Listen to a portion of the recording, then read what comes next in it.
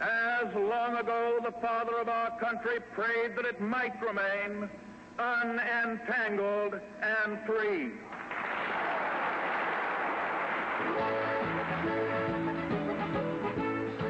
Italian troops training at the leash were set off to invade Abyssinia. Nucci was encouraged in his African venture. The League of Nations had taken no action in the Wall controversy, and Mussolini was aware of a secret agreement between France and Britain not to interfere with his plans.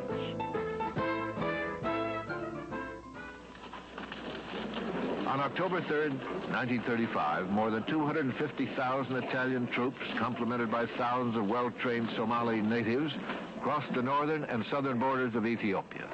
They advanced unchallenged for 2 days.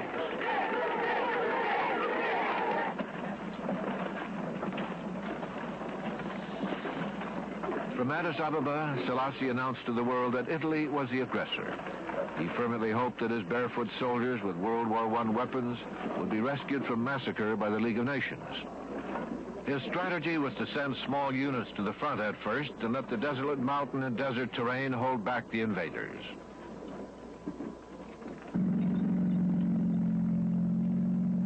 The first major confrontation was at Adawa, the site of the Italian defeat in 1896. Perhaps not since the invention of gunpowder had one army enjoyed such military supremacy.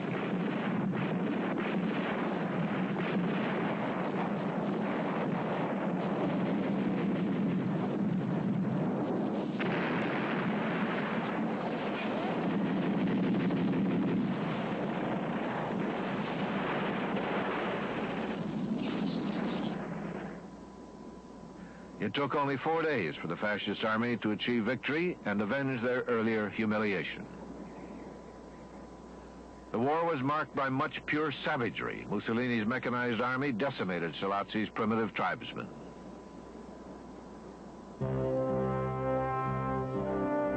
France's Pierre Laval, whose secret agreement paved the way for Mussolini's conquest, guided the League of Nations toward the imposition of only mild sanctions against Italy.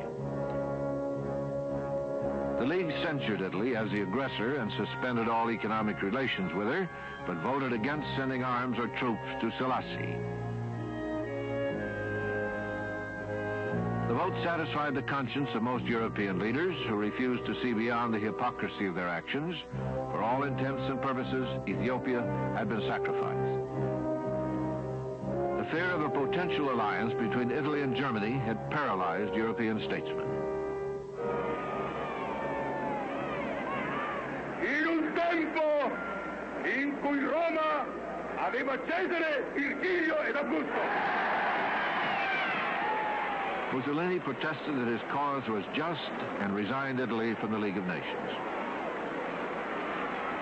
World opinion turned against Italy. In England, where the public was revolted by Mussolini's bullyism and disgusted by the League's impotence, Italian-owned stores became targets for frustration and anger. Throughout American urban ghettos like New York's Harlem, angry blacks protested and smashed the windows of Italian shopkeepers. Nevertheless, government policy remained neutral.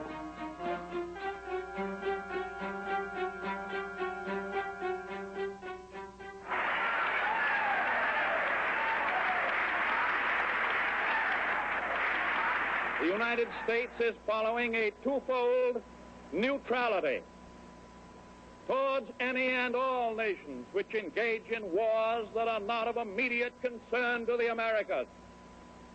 First, we decline to encourage the prosecution of war by permitting belligerents to obtain arms, ammunition, or implements of war from the United States. Nations seeking expansion. FDR did manage to get Congress approval of a moral embargo on trade with Italy of all raw materials except oil. I think it would be quite fair to say, with hindsight certainly, that the United States did very little to enforce any moral embargo other than making protestations and declarations. I think it's quite clear that had there been an effective embargo against oil for the Italian war machine, that the Italian invasion would have had to come to a halt.